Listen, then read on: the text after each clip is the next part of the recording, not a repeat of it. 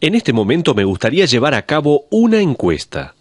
No hay necesidad de abrir su Biblia, por favor. De hecho, le recomiendo que no escriba nada, sino formule en su mente las respuestas a estas preguntas. ¿Está preparado? La primera pregunta: ¿cuántas horas gastó esta semana leyendo el diario? La repito una vez más: ¿cuántas horas gastó esta semana leyendo el diario? ¿Ya la respondió en su mente? Vamos a la otra. ¿Cuántas horas se pasó mirando televisión, videos, deportes o películas? ¿3, 4 o 5 horas? Repito la pregunta. Respóndala por favor en su mente. ¿Cuántas horas se pasó mirando televisión, videos, deportes o películas? Ahora calcule cuántas horas gastó en entretenimiento adicional, tal vez en un hobby cualquiera. Ahora, piense en cuántas horas pasó estudiando o leyendo la Biblia. Podemos argumentar en cuanto al valor de las películas, de los hobbies, de los partidos, el periódico, y nunca vamos a llegar a nada. De hecho, no estoy sugiriendo que ninguna de estas cosas están mal. Mi argumento no es en contra del valor inherente de estas cosas. Mi preocupación tiene que ver con el tiempo que demandan y la influencia que ejercen. ¿Le parece raro entonces que el creyente promedio sepa más del mundo que de la palabra de Dios? Podemos discutir de eventos de Kosovo y del Medio Oriente y no saber nada de Colosenses o los profetas menores. Somos así. Podemos identificar la última moda, pero no podemos definir la fe cristiana. Nos metemos en la filosofía de este mundo, pero ignoramos la teología de la palabra de Dios. Podemos defender nuestra postura política, pero no podemos defender el Evangelio.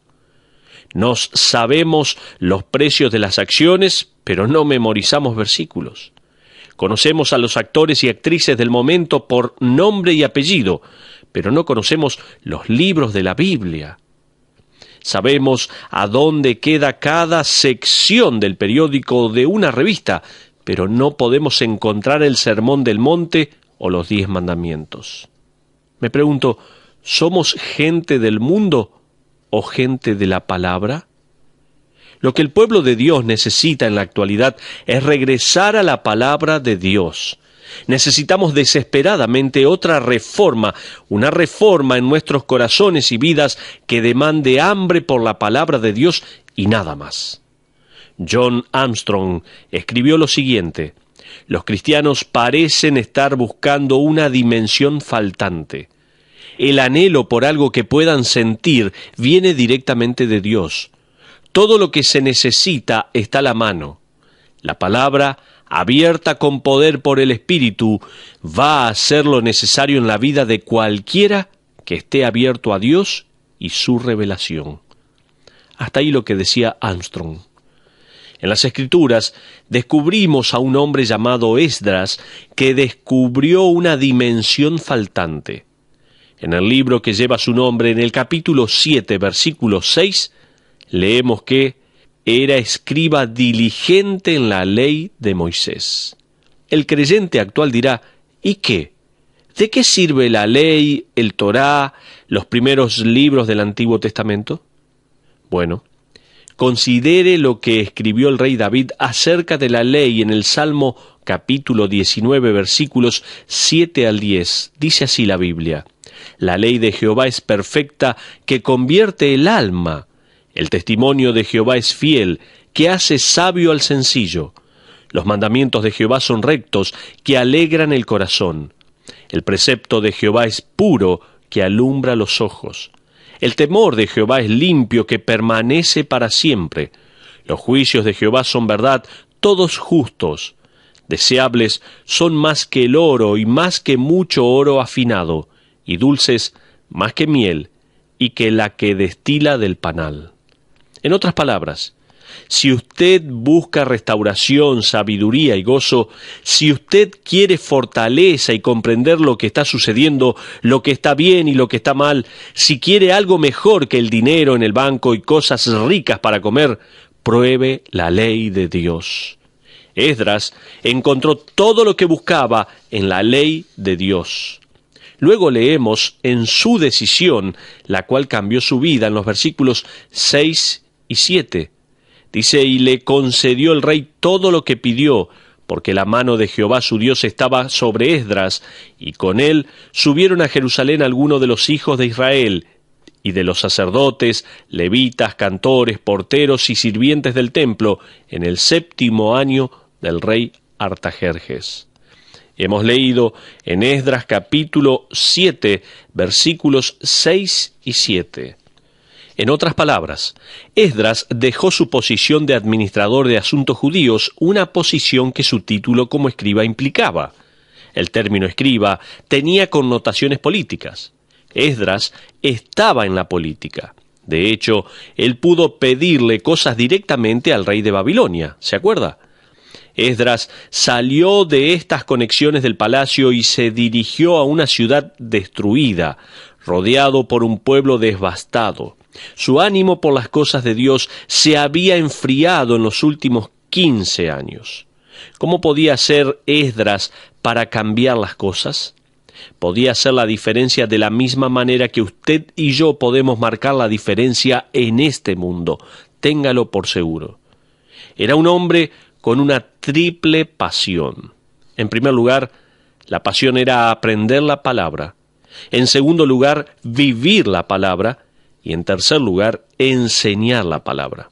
Si se fija en el versículo 10, su pasión queda muy bien expresada. Dice la Biblia, porque Esdras había preparado su corazón para inquirir la ley de Jehová y para cumplirla, y para enseñar en Israel sus estatutos y decretos. Los estatutos aquí son principios generales, y los decretos son prácticas específicas. Esdras preparó su corazón, enfocó su atención y se propuso aprender, vivir y enseñar la palabra de Dios. Ahora, analicemos esto más de cerca, por favor. Al leer el texto vemos que Esdras preparó su corazón para inquirir la ley de Jehová. Uno puede decir que determinó en su corazón estudiar la ley. El versículo equivalente en el Nuevo Testamento es 2 de Timoteo capítulo 2 versículo 15. Dice la Biblia, procura con diligencia presentarte a Dios aprobado como obrero que no tiene de qué avergonzarse, que usa bien la palabra de verdad. Salomón escribió en Proverbios capítulo 15 versículo 28 también, el corazón del justo piensa o estudia para responder. Déjeme mostrarle ahora la pasión de Esdras por estudiar la palabra de Dios. Permítame animarlo en su estudio de la palabra de Dios, dándole 5 ayudas para buscar joyas espirituales. ¿Escuchó? Le voy a dar 5 ayudas para buscar joyas espirituales. Primero, la primera es el contenido. Sería, ¿qué dicen las palabras? Aprenda a preguntarse en relación al contenido. Las 5 preguntas del periodista ¿quién?, ¿qué?, ¿a dónde?, ¿cuándo? y ¿por qué? A veces, al hacernos estas preguntas, descubrimos hermosas verdades que no hubiéramos pensado. Preguntarse ¿cuándo? Puede arrojar mucha luz en los eventos del texto. Pedro negó a Cristo 3 veces en el patio de la fortaleza, después de haberle prometido al Señor que nunca negaría su relación con él. ¿Cuándo negó al Señor? Le negó 3 veces después de haber recibido la invitación del Señor la noche anterior a orar con él. De hecho, el Señor le pidió 3 veces que orara con él, y las 3 veces Pedro contestó, prefiero dormir. Fue la próxima mañana que Pedro negó al Señor 3 veces, ¿se acuerda? Amigos, siempre estamos más propensos a negar a Dios después de haberlo ignorado. Y cuando más lo ignore, más propenso estará a negarlo. No se olvide de esta gran verdad. Entonces, lo primero que hay que notar es el contenido. ¿Qué dicen las palabras? No solo el contenido, sino también el contexto. La segunda joya espiritual es el contexto. O sea, ¿qué significa en este contexto esto que estoy leyendo? Uno de los problemas es que muchas veces queremos saber qué significan las palabras de la Escritura ahora, de manera que fallamos a responder qué significan en aquel entonces. ¿A quién fueron dirigidas las palabras? Nos podemos preguntar. No se apresure a aplicarlas a este siglo presente sin antes fijarse qué significaron en aquel entonces. Estoy mencionando 5 ayudas para buscar joyas espirituales. La primera ayuda es el contenido. ¿Qué dicen las palabras? La segunda ayuda es el contexto. ¿Qué significa en este contexto lo que estoy leyendo? La tercera ayuda es la comparación. ¿Qué dicen otros pasajes acerca del mismo principio o doctrina? Ningún versículo de la Biblia es una isla aislada del resto. Siempre está conectado con el resto de la Escritura. Alguien dijo en una ocasión que cada secta tiene un versículo para apoyar sus creencias. El principio de la analogía en la Escritura es muy, pero muy importante. No lo olvide. Compare versículo con versículo, Escritura con Escritura, y al hacerlo descubrirá que el mejor comentario es la misma Escritura, la misma palabra de Dios. Pero también, la cuarta, también con C, es cultura. ¿Cómo era la vida en aquel entonces? Nos tendríamos que preguntar. Cuando Pablo anima a los creyentes a tomar el escudo de la fe para poder apagar los dardos de fuego del maligno, en Efesios capítulo 6, nos da una imagen, una ilustración. La imagen que viene a nuestras mentes es la de ir corriendo por un campo de batalla, despejando dardos con el escudo en la mano. Si bien suena interesante y nos gusta, ese no es el concepto. Al estudiar la cultura de guerra de aquel entonces en cualquier enciclopedia bíblica, vamos a encontrarnos con que este escudo tenía 1,30 m de altura y 50 centímetros de ancho. Uno no podía correr a ningún lado con estos escudos, era imposible. Solo había 2 cosas por hacer. O lo plantaba en el suelo y se resguardaba detrás, mientras el enemigo lo estaba atacando, o lo enganchaba en el anclaje con el de su compañero y avanzaba lentamente y en unidad hacia el enemigo. Esas eran las 2 cosas que usted podía hacer con este escudo de estas dimensiones. El escudo de la fe no lo hace a uno un héroe. Hace que el objeto de su fe, a donde usted se refugia, sea el héroe. También hace a la compañía de creyentes un poder unificado, avanzando como iglesia como debe ser. Pero vamos un poco más adelante. Le dije que le daría 5 ayudas. La primera era, vea el contenido, ¿qué dicen las palabras? La segunda era el contexto, ¿qué significa lo que estoy leyendo en este contexto? La tercera palabra era la comparación. ¿Qué dicen otros pasajes acerca del mismo principio o doctrina en la palabra de Dios? La cuarta era la cultura. ¿Cómo era la vida en aquel entonces? Tenemos que preguntarnos. La quinta, y es con C también, y es la palabra consulta. O sea, ¿qué luz arrojan otros pasajes acerca de este mismo pasaje? ¿Qué luz arrojan otros acerca del pasaje? La concordancia en su Biblia conecta pasajes con palabras y temas. El Atlas le muestra a dónde sucedieron las cosas. Los comentarios son otro recurso también. En varias ocasiones les he dicho, hermanos, que dejen de lado esos devocionales que son 3 minutos con Dios. O tal vez un versículo al día mantiene al diablo alejado. Por favor, dejen esos devocionales al lado. En vez de eso, busque un diccionario bíblico o una enciclopedia bíblica para hacer sus devocionales. La verdad es que esto va a ayudarlo a comprender más la palabra de Dios, la Biblia. Uno no puede comprender al máximo el significado de las Escrituras si no está dispuesto a estudiar en profundidad. Cuando Cristo dio el mensaje a la iglesia de Sardis en Apocalipsis capítulo 3, les dijo en el versículo 2, sé vigilante. Se trata de palabras muy significativas para ellos. Ellos habían sido conquistados por sus enemigos en 2 ocasiones debido a que el ejército se encontraba dormido cuando las tropas avanzaron. Es altamente significante cuando el Señor Jesús les dice en la segunda parte del versículo 3, «Pues si no velas, vendré sobre ti como ladrón, y no sabrás a qué hora vendré sobre ti».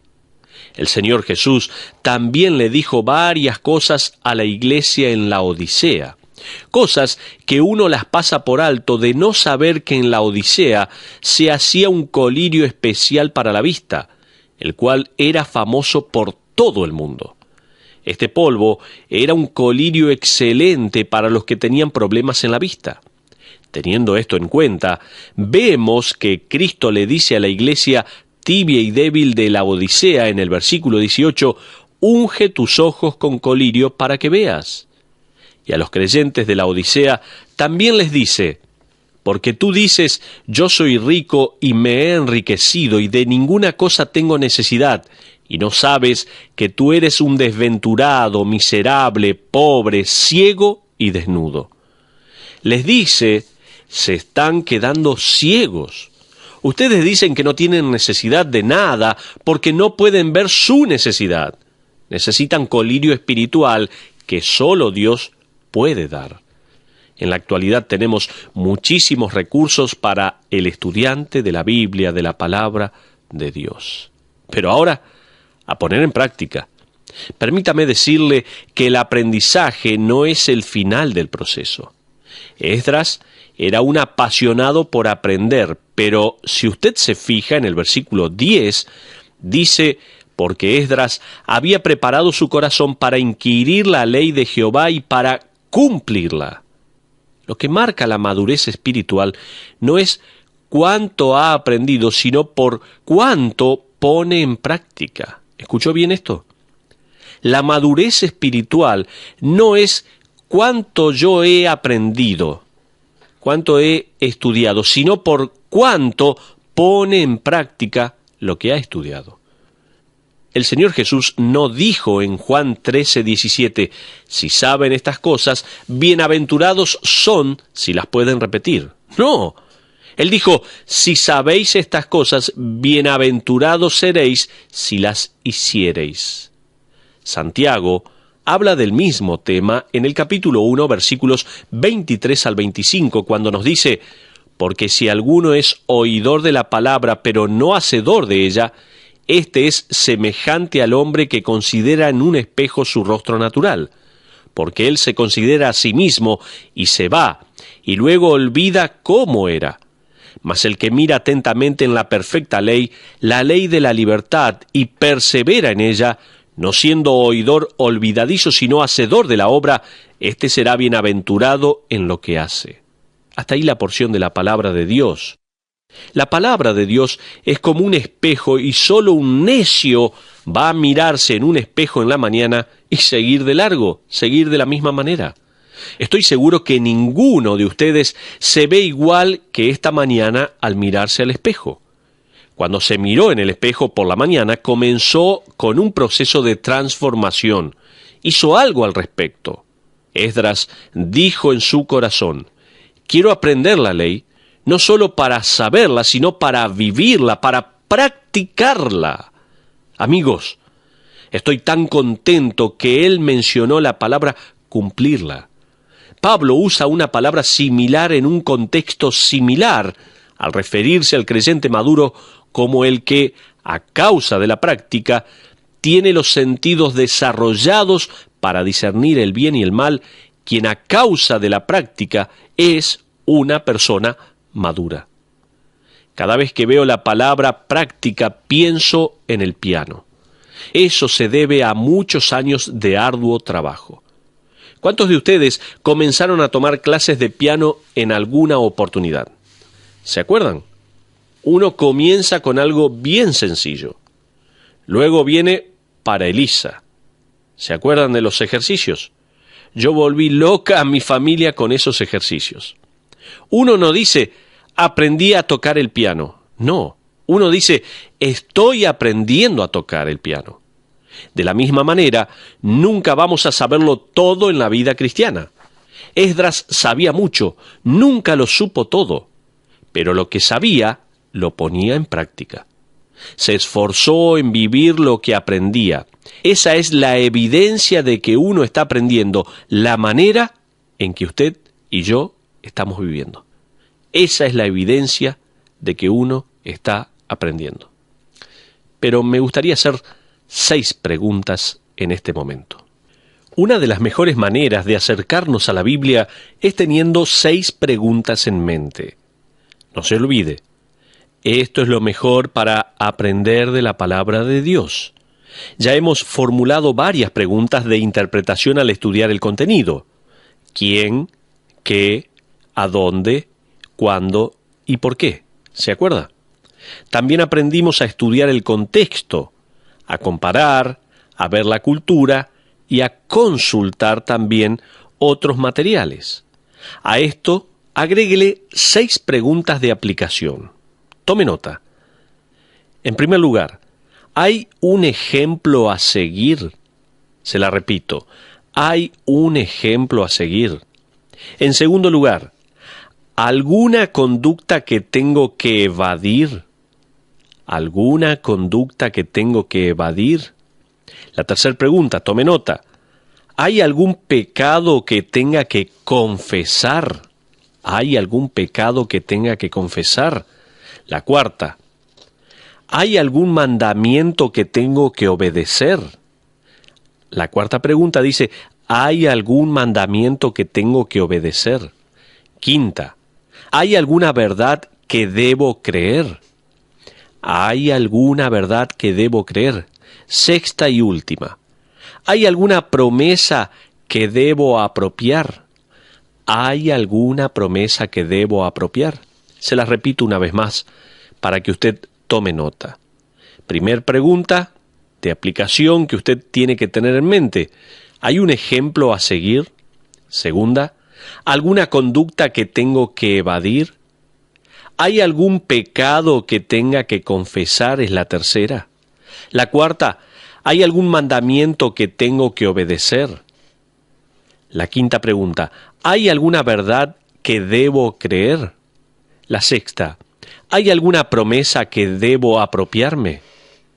Finalmente, la pasión de Esdras no solo era la de aprender y poner en práctica, sino de enseñar. ¿Tiene usted la misma pasión? Hay 2 maneras en las que uno puede enseñar lo que aprendió.